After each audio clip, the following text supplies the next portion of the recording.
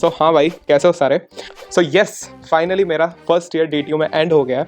And last year तुम में से काफ़ी लोगों की तरह मैं भी एक जेई एस्पिरेंट था और मेरी काफ़ी एक्सपेक्टेशंस रहती थी about after JEE life, tier 1 college life. So now once I have experienced all this first hand, तो रियलिटी क्या है, आज इस वीडियो में मैं यही चीज़ के बारे में बात करने वाला हूँ। तुम लोगों के काफ़ी डाउट्स भी क्लियर करूंगा एंड मीनवाइल शायद कुछ मिथ्स भी बस्ट कर दूं। And trust me, you are not ready for what is waiting for you on the other side. And last में मैंने एक बहुत ही इंपॉर्टेंट पॉइंट डिस्कस किया है, तो उसे सुने बिना बिल्कुल मत जाना। सो स्टार्ट करने से पहले एक छोटा सा intro. My name is Mahatva Kaushik. I am now a second year student at DTU। मेरी ब्रांच है mathematics and computing. So enough for the intro, let's straight dive into the video. So सबसे ज्यादा हाई एक्सपेक्टेशंस मेरी इसी part से थी, that was the non academic part of the college life, जैसे college fest, college events, societies, hostel life etcetera. तो college event से start करूँ तो 5 अगस्त को मैं पहली बार DTU में आया था।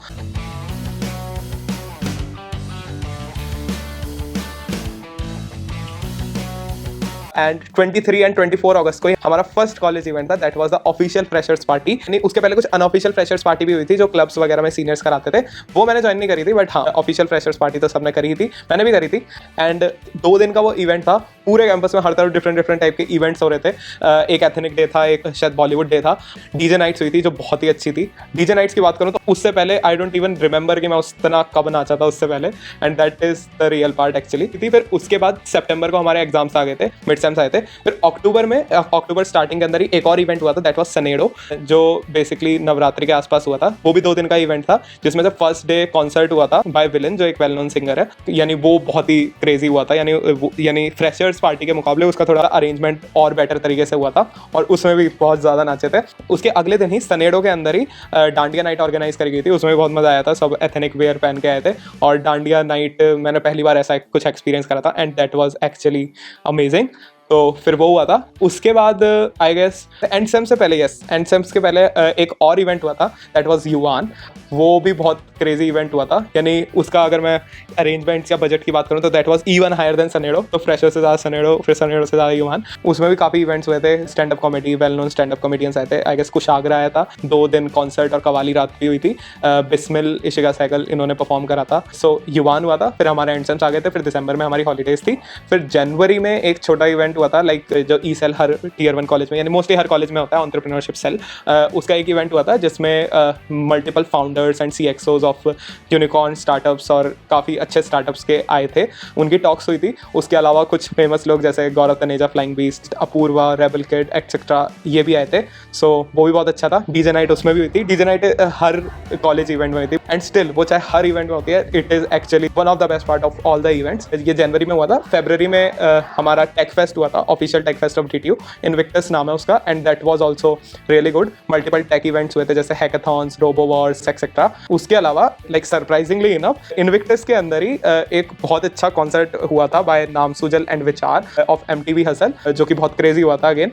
उसके अलावा इनविक्टस के अंदर ही अर्जुन कपूर, भूमि पेडनेकर, रकुल प्रीत, हर्ष गुजराल, ये basically cast of the film, मैं फिल्म का नाम भूल गया एक्चुअली, यहाँ पे आ जाएगा। इस फिल्म की पूरी कास्ट आई थी फॉर प्रमोशंस ऑब्वियसली। तो ऐसा हमारा फिर टेक फेस्ट हुआ था, उसमें भी यानी ये कॉन्सर्ट तो हुआ ही था, डीजे नाइट भी हुई थी, वो भी बहुत मजेदार थी। मार्च में होली हुई थी। सो होली पे कोई इवेंट तो नहीं था, बट कॉलेज के दोस्तों के साथ होली बनाना was definitely a very amazing और बहुत ही क्रेजी एक्सपीरियंस था।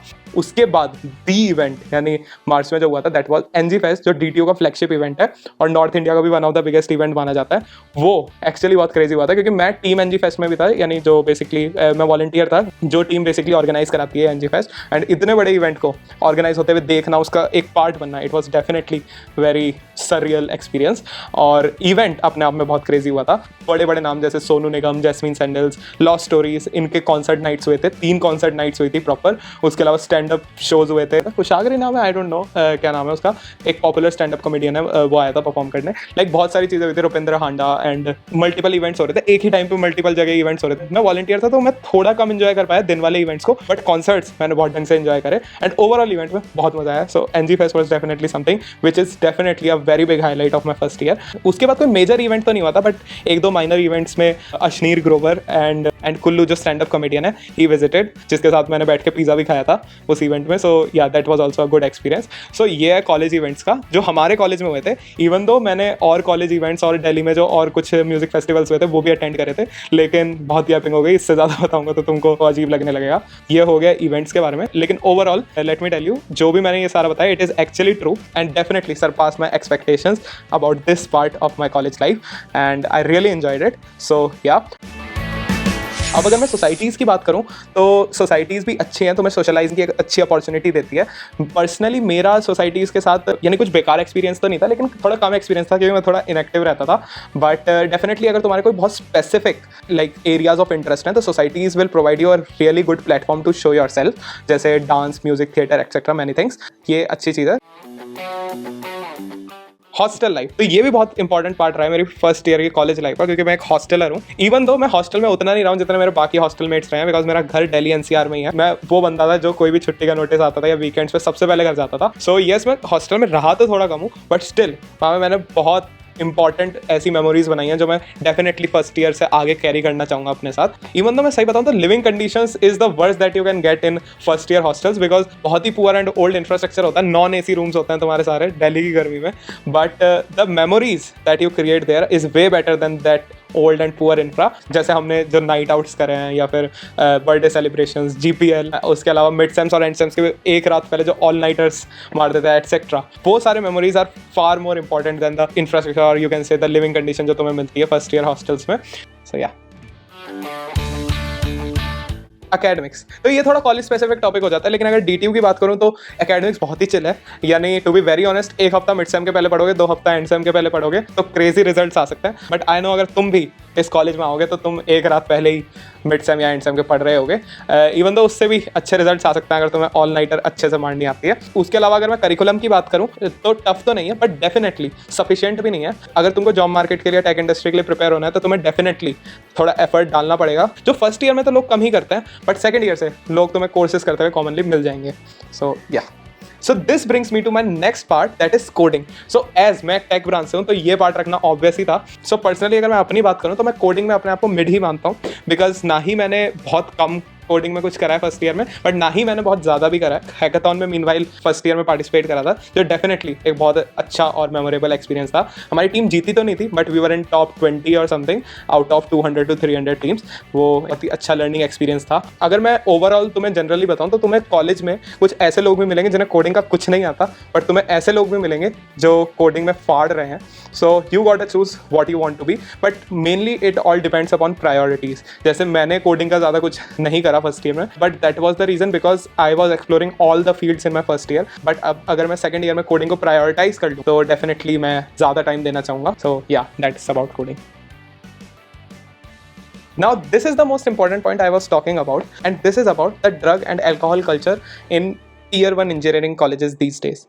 तो काफ़ी लोग वंडर अबाउट दिस कि आजकल कॉलेजेस में जो ये चीज़ सुनने में आ रही है, इज इट एक्चुअली ट्रू और नॉट। तो let me tell you, yes this is actually very true. तो मैं कॉलेज इवेंट्स में, हॉस्टल्स में ये चीज़ें खुले में होती हुई दिख जाएंगी, but also one thing that I want to make you sure is that nobody ever actually force you to do this। क्योंकि पर्सनली अगर मैं अपना बताऊँ, मैं फर्स्ट ईयर में ऐसे लोगों के बीच रहा हूँ, मैं ऐसे लोगों के साथ हैंग आउट भी करता हूँ, but I choose never to actually getting involve with this. सो मैं नहीं भी हुआ, like there was nobody who ever force me to do this, right. तो मैं तुमको ये चीज़ कंफर्म कर सकता हूँ that if you choose not to get yourself involve with this, तुम नहीं होगे, राइट। तुम्हें ये सोचने की जरूरत नहीं है that you will get into college in first year being a good, very अच्छा शर्मा जी का बच्चा, and then become Kabir Singh by the end of the college, और यू नो कि तुम स्पॉइल हो जाओगे। ऐसा कुछ नहीं होता, because no one actually force you to do anything.